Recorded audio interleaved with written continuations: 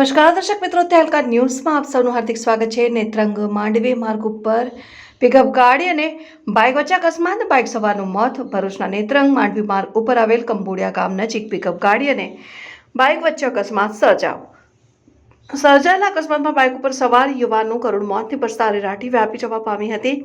પ્રાપ્ત માહિતી અનુસાર નેત્રંગ પાસે આવેલ કંબોડિયા ગામ નજીક બાઇક ઉપર સવાર થઈ કેલવીકુવા ગામના વતની ગૌરવ વસાવા ચાસવડ ગામ તરફથી પોતાના ઘરે પરત ફરી રહ્યા હતા ત્યારે એક પિકઅપ ગાડી સાથે અકસ્માત સર્જાયેલા અકસ્માતમાં બાઇક સવાર ગૌરવ વસાવાને ગંભીર ઇજાઓ થતા તેઓનું ઘટના સ્થળે જ કરુણ મોત નીપજ્યું।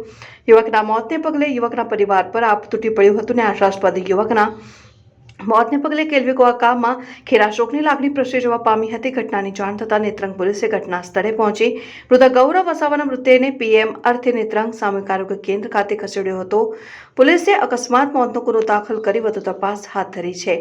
Reporter Abhi Saiyed, Tehelka news, Netrang.